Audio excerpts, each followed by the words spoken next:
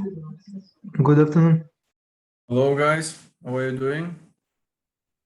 Hello, I'm good and you? Fine. Yeah, fine. Thank you. Doing okay.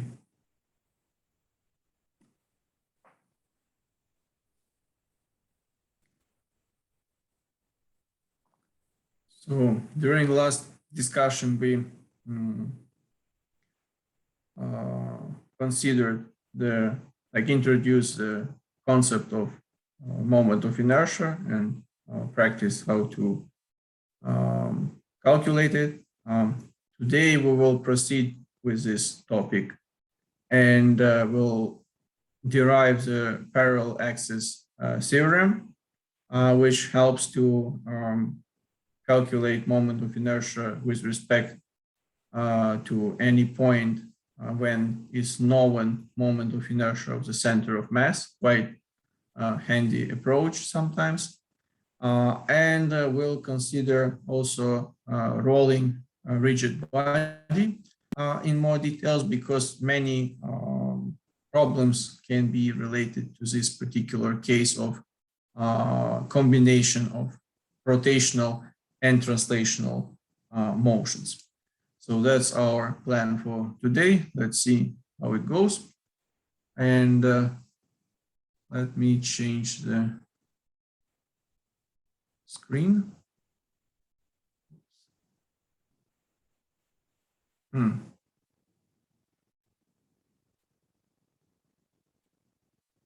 Okay, somehow this format is a bit weird. But so you see my screen well, yeah? Yes. Oh, okay, good. Yes. So let us try to make it clear. Obviously, it had some issues in understanding from previous experience, but let's try to make it as clear as possible. So we have some rigid body.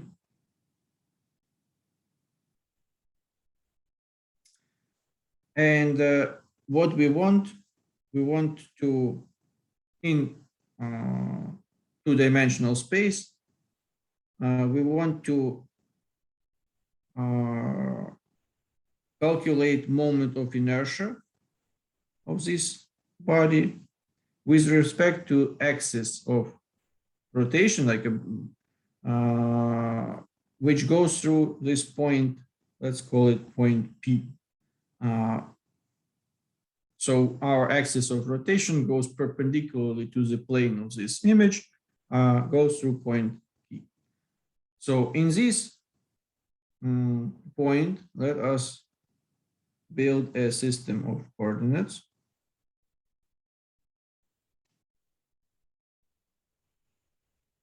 This will be X and Y. And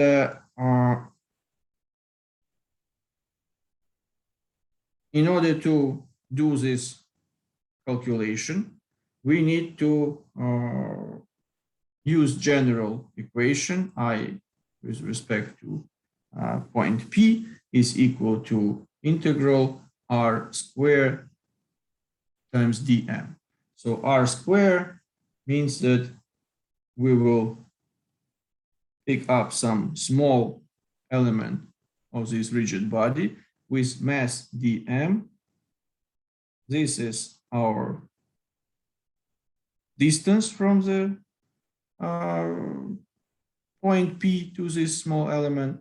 And if we consider many of these small elements, which cover all rigid body, integrate, sum them up, these products r squared times dm, we will get the moment of inertia of this body with respect to point P. However, there is another option to do it, which may be easier. And let us assume that somewhere here we have our center of mass of this rigid body. So let us place the origin of a new system of coordinates in this center of mass.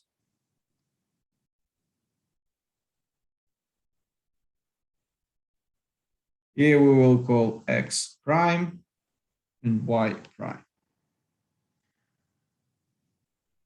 Now, when we have this new system of coordinates, this distance r from point P to the small element dm can be expressed in terms of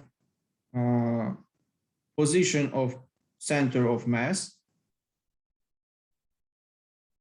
This distance, let's call it capital D, and also position of this small element dm with respect to the center of mass. So these coordinates will be x prime, y prime, and these coordinates will be x center of mass and y center of mass. So in general, we can write that the distance from point P to this element dm r is equal to square root of x squared plus y squared. So x squared and y squared, x and y are coordinates of this element dm with respect to the first system of coordinates with the origin in point P. From other side, we can express x and y coordinates with additional intermediate step introducing position of the center of mass. So that will be x center of mass plus x prime, and here will be y center of mass plus y prime. So you can see if we extrapolate, for instance, here, that this is our x, this is our x center of mass, and this part is our x prime, x prime.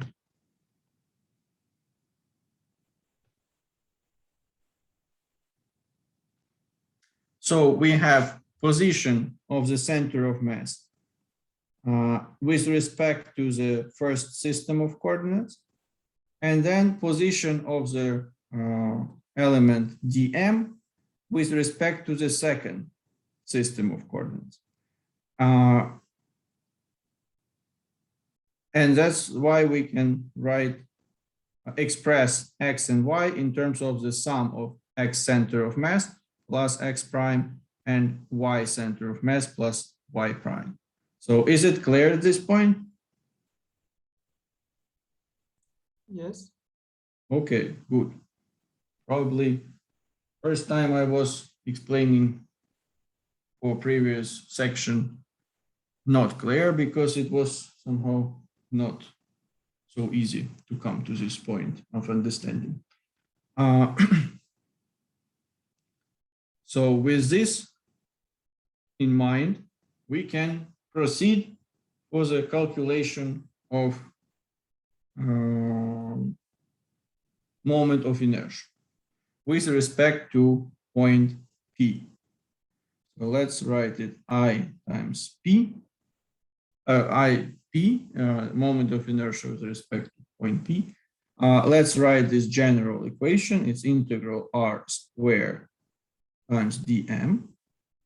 So that's what we discussed on the previous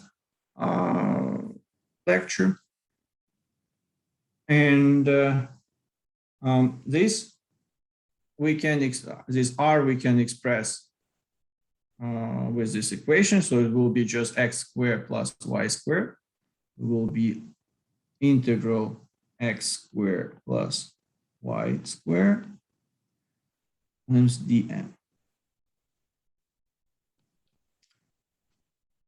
Okay, Now, instead of x and y, we can substitute this expressions. So we will have the following. It will be integral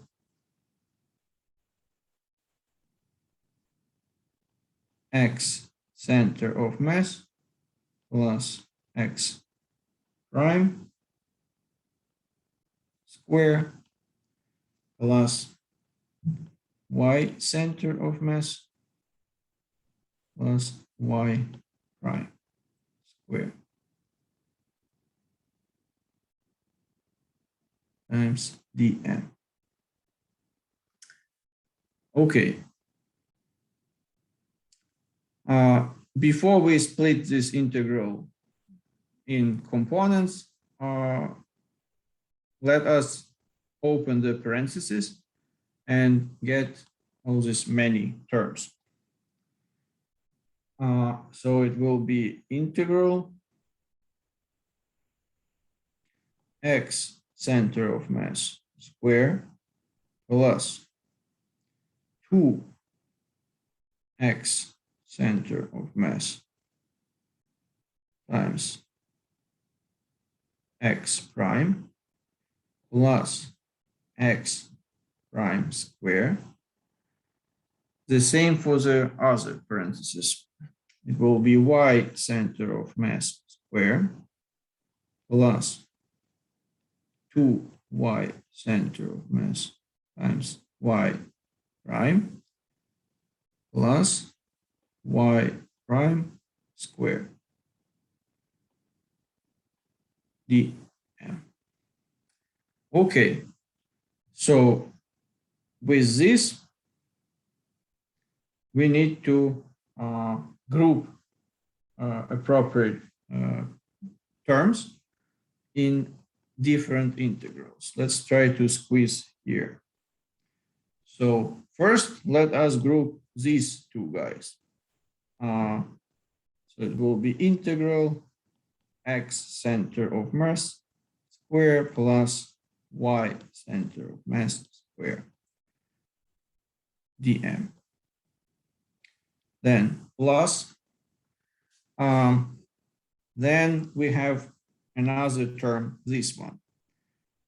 Since position of the center of mass is defined by the property of the body, this coordinate will not, it's not variable, so it's a constant. So we can take this out from the integral, will be 2x center mass integral x prime times dm. And another term here we have for y direction. It will be the same, 2y center of mass times integral y prime times dm. And plus the last term which we have is sum of x prime square and y prime square. So it will be integral x prime square plus y prime square times dm. Okay, so let us maybe clean this part so we have more space here.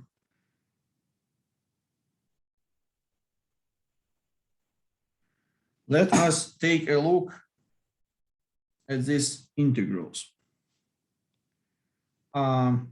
If you remember the definition of how we calculated the position of the center of mass, x center of mass is equal to 1 over total mass of the body integral. What was here?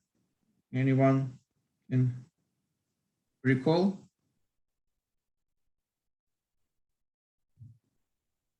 From our previous discussions, it was x times dm. Yes. So the same stands for y, so I just don't write it. So now we see here one integral x prime times dm and another integral y prime times dm. So that is calculation of the position of the center of mass, just without dividing by total mass, but doesn't matter because it's just some constant. And what is important here, that this is calculation of the center position of the center of mass in the second system of coordinates, x prime, y prime. And we know from definition that we placed this system of coordinates with the origin at the same point as the center of mass of this body. So means the coordinates for the center of mass of this body in the second system of coordinates will be x center of mass equal to 0 and y center of mass is equal to 0 because we by definition place the origin in this point of the center of mass. So means that this integral is equal to 0 and this integral is equal to 0. So now we got rid of two terms, which is good. We want to have less of them. And let's see Sorry, what. Can I repeat, please? Why is it equal to 0? So we know that position of the center of mass is equal to 1 over m integral x times dm. So you see that this integral is the same as this integral and this integral. So it's position x prime times dm. However, it's not x, it's x prime. So means that we calculate with these integrals, we calculate position of the center of mass with respect to the second system of coordinates, which is this one. We operate with x prime and y prime, not x and y. And we also know that the second system of coordinates was initially placed at with the origin of this system of coordinates at the point which coincides with the center of mass of this rigid body. So we didn't place this second system of coordinates somewhere arbitrary. We placed the origin of this second system of coordinates exactly in the center of mass. So now, if we calculate position of the center of mass in the scope of this second system of coordinates, so by definition, this position should be with coordinates x and y equal to 0, because we know that center of mass of this body is located in the origin of the second system of coordinates. Does it make sense? Thank you. Yes.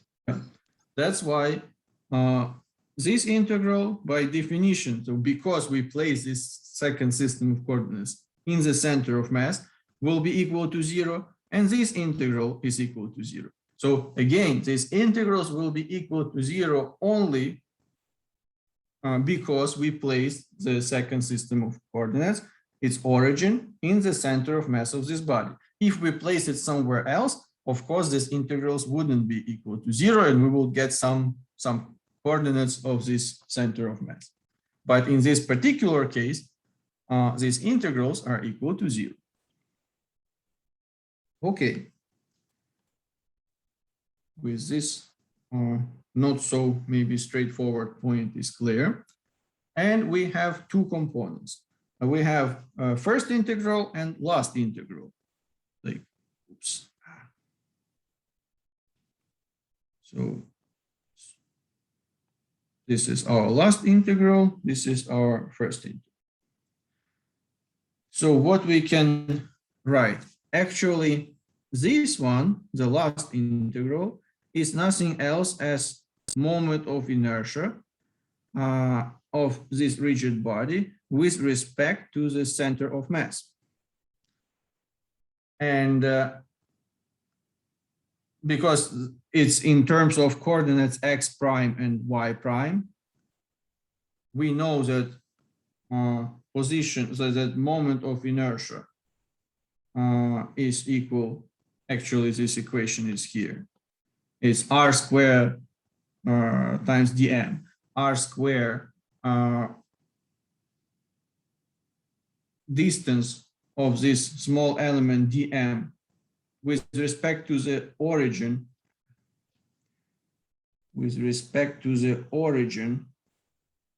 of the second system of coordinates, means with respect to the center of mass, will be given as x prime square plus y prime square. And this integral will calculate the moment of inertia of this rigid body with respect to the origin of the second system of coordinates. And this origin of the second system of coordinates is at the same position where center of mass. Means that this integral will give us moment of inertia of this rigid body with respect to the center of mass, which is very important because for many symmetric bodies, like cylinder, disk, or like some, or even some triangular, when we calculate moment of inertia with respect to center of mass, it's the easiest task to do because that already takes into account, so we can take advantages of some symmetry of these bodies and approach it in a appropriate system of coordinates in order to make our calculations as simple as possible. So it's very good that we need to calculate not with respect to random point, but with respect to this special point center of mass. So that's why integral with respect to this arbitrary point P will be equal to moment of inertia with respect to the center of mass plus, here we have this first integral. So we mentioned that position of the center of mass doesn't change, it's property of the body. So we can take it out from the integral. So it will be x center of mass square plus y center of mass square times integral dm. So this is nothing else as the distance from point P to the center of mass, and that is capital D. And integral over dm gives us total mass of the object. So this is equal to D, and this is equal to total mass. But this will be D, not just D, D squared. And eventually we get that moment of inertia with respect to point P arbitrarily picked up on the rigid body will be equal to the moment of inertia of the center with respect to the center of mass of this rigid body plus D square, which D is the distance from the center of mass to this arbitrarily picked up point P times total mass of the rigid body. And this is the equation which states the concept of parallel axis theorem. So if we know moment of inertia with respect to the center of mass, then we can calculate moment of inertia in any point at certain distance from this center of mass. and very convenient approach, which can be helpful for many cases and save a lot of time for calculations. So, okay, I guess we figure this out and more or less it's clear. So it's nothing difficult here. You just need to go through it and try to understand each step which we did.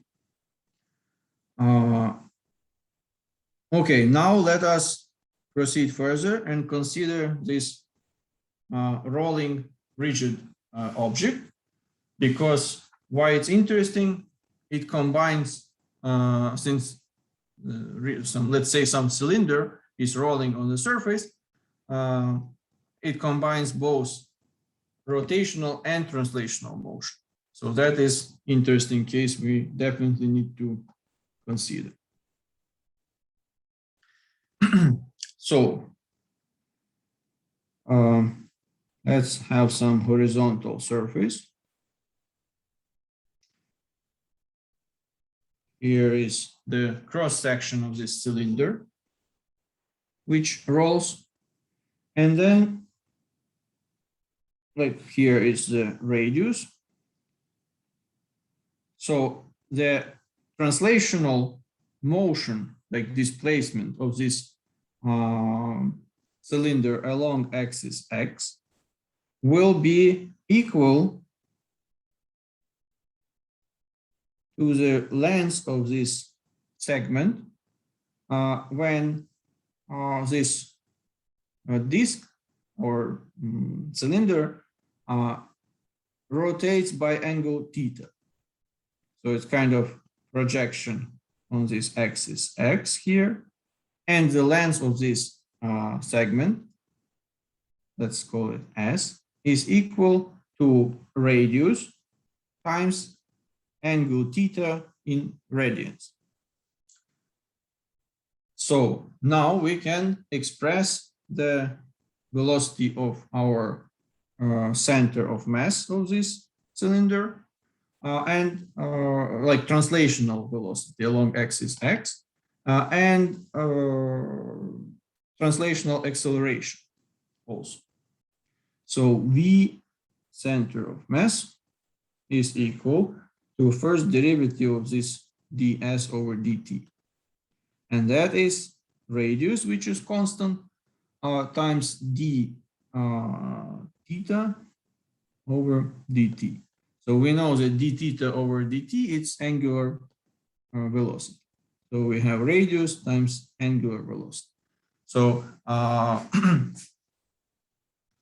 rotational velocity of the point at the edge of this cylinder will be equal to the translational velocity of this cylinder along axis X. So also we can write for translational acceleration of the center of mass will be dv center of mass over dt, and that is equal to r times d omega over dt, and this is r times alpha. So alpha here is angular acceleration, how fast angular velocity is changing with time. Okay, so this is clear. Now let us consider first separate components of this motion, like complex motion of rolling rigid object, and then combine them together. So if we have pure rotational motion, that rotation happens about axis which goes through the center of mass. So here is center of mass.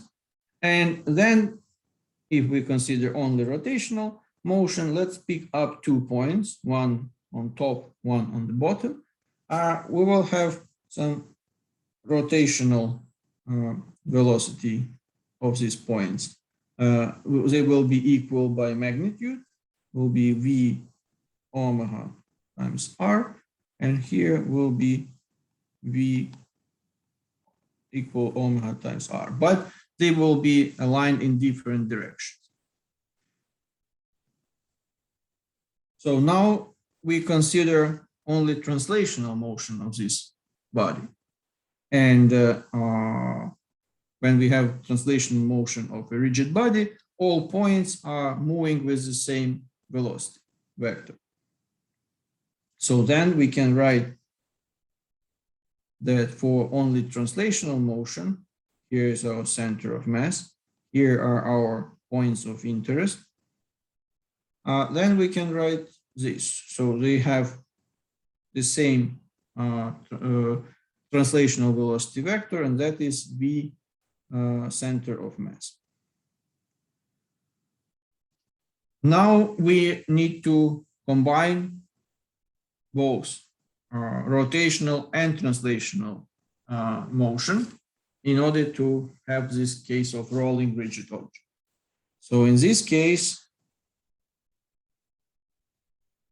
we have center of mass, which experience some translational motion with the velocities of translational velocity of center of mass. So here nothing changed with respect to the previous case. However, these 2 points will behave now differently. So first, let's consider this bottom point. Again, let's call it point P. You see that we have here translational velocity pointed from left to right, and here is rotational velocity pointed from right to left. They have the same magnitudes we have already shown previously, and they have opposite directions, so they compensate each other. So V is equal to 0 of this point P with respect to the surface on which this object is rolling. However, this top point will move quite faster because we sum up both translational velocity here and rotational velocity here. So it will be V equal to V center of mass plus omega r. And that will be equal to 2V center of mass. Okay, so instantaneously at some moment of time, we can consider this rolling of rigid object as not combination of rotational with respect to the center of mass and translational motions, but just rotational moment, but about some instantaneous axis. And that instantaneous axis will go through point P, the lowest point, which is always in the contact with the surface on which this rolling is happening. Because this point is the only point on the surface of this cylinder, which at every given moment of time has 0 velocity. So we can consider this as a point through which our instantaneous axis of rotation is passing. And now, in order to calculate, for instance, kinetic energy of such motion, we need to know moment of inertia of this body with respect to point P. So kinetic energy will be equal to 1/2 of IP times omega squared.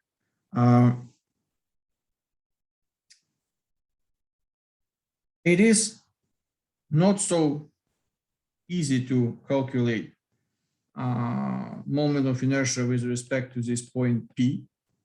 It's easier to calculate moment of inertia with respect to the center of mass. And what we want to do now, we want to apply this previously discussed and proven parallel axis theorem in order to go from IP to I center of mass. So we know that IP P can be expressed as moment of inertia with respect to the center of mass plus total mass of the body times distance between the center of mass and this point at which we want to calculate, with respect to which we want to calculate moment of inertia. This distance is our radius. So here we can write r squared. And now, instead of dealing with the moment of inertia with respect to point P, we can substitute this equation here. So let us do it on the next slide. Kinetic energy is equal to 1/2. Here, instead of IP, we can write I center of mass plus m times r squared times omega squared. And this will be equal to, we can split it in two components. First will be rotational nature. And second 1/2 will be translational nature. Because this product is equal to V center of mass squared. So eventually we get 1/2 moment of inertia with respect to the center of mass times omega squared plus just kinetic energy of translational motion will be total mass times velocity of the center of mass squared. So that how we get two components of this of kinetic energy for this particular case. And of course, we want to find some application of this knowledge. So let us consider rolling rigid object on inclined plane. Have some inclined plane. Here's our cylinder. Initially, it's stationary, doesn't move and doesn't rotate. And because of gravity, so it stands on some height h, it starts to roll down, and at the bottom of this inclined plane, it will have certain angular velocity and certain translational velocity of the center of mass. So the question would be, okay, how do we determine this translational velocity, for instance? We definitely want to combine, like to apply this conservation of potential and kinetic energy, but here is not just kinetic energy of translational motion. We need also to consider accumulation, like transformation of potential energy into both kinetic energy of rotational and translational motion. So we know how this kinetic energy, total kinetic energy of rolling object, rigid object is given. So now instead of this, since we are interested in translational velocity of the center of mass, we want to express this omega in terms of translational velocity. And that we can do as VCM divided by R instead of omega. So let's write it here. Kinetic energy, like let's call it final kinetic energy at the bottom of this inclined plane, will be equal to 1/2 of moment of inertia, Cm, with respect to the center of mass. Instead of omega, we put VCM divided by R. square, and then plus 1/2 total mass of the object times V center mass squared. We can rearrange it a bit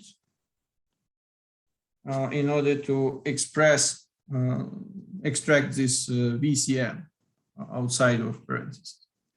So it will be 1/2 of I center of mass divided by R squared plus total mass times V center of mass squared. And now, obviously, we can apply this conservation of potential and kinetic energy in order to get the final expression for translational velocity at the bottom of the inclined plane. So let us clean this area. We don't need this anymore. So we have kinetic energy initial plus potential energy initial is equal to kinetic energy final plus final potential energy. So initial kinetic energy was 0. It was not moving anywhere. Plus initial potential energy is total mass M times GH. Then final kinetic energy is given by this expression. It will be 1/2 ICM over R squared plus total mass times, not omega, but V squared, center of mass square, and plus 0 because we can set final potential energy at the bottom of the inclined plane as 0. So eventually we can express center velocity, translational velocity of the center of mass as square root of the following expressions. Here will be 2g times h, and here will be 1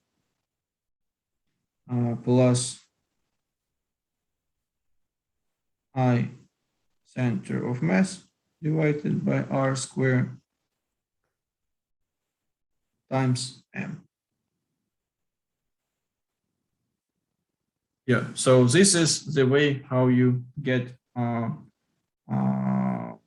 translational velocity, and keep in mind that it is definitely different from what you would get if you don't have rotational motion, because if you don't have like friction, like frictionless surface, for instance, then you have some block which slides from the top of the inclined plane to the bottom, you would write just M times GH is equal to M V center of mass squared divided by 2. And of course, your translational velocity of the center of mass will be very different from this one, which you get when you need to consider rolling rigid object, which takes into account the distribution of this initial potential energy between rotational and translational kinetic energy. So this should be taken into account and properly calculated when you have tasks related to this rolling rigid object. So I think with this, it's everything. Excuse me, Professor, I have a question. Yes. Sure. So if we are taking the rotational inertia from the center of mass, then shouldn't we also consider potential energy from the center of mass?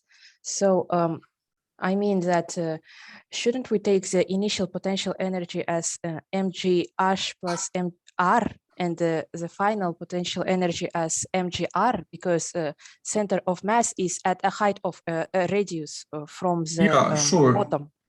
Sure, you are totally right. But if we need to highlight the fact that this height is comparable, at which the body is comparable to the radius of the object, then you're absolutely right. You need to consider some additional height on top of the height of the plane, which is radius of the cylinder. However, if you don't have this explicitly mentioned, or it's mentioned in the text, for instance, that the height is much smaller, the radius is much smaller than the height, so you can neglect with this and consider this as a some mathematical point in this case. Okay, thank you. Yeah, so here we neglect with this radius with respect to the height. But in general, yes, you need to consider also the radius of the cylinder or the disk.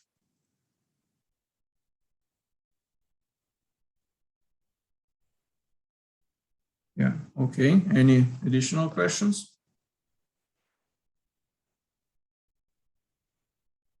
Okay, then we will proceed further with our discussions on Friday with the introduction of torque and angular momentum. So hope to see you all there, and have a good day. Take care, and goodbye. Thank you. Bye. Thank you. Goodbye. Thank you. Goodbye. Goodbye. Thank you. Bye-bye. Goodbye. Thank you. Goodbye. Have a nice day. You too. Bye. Thank you.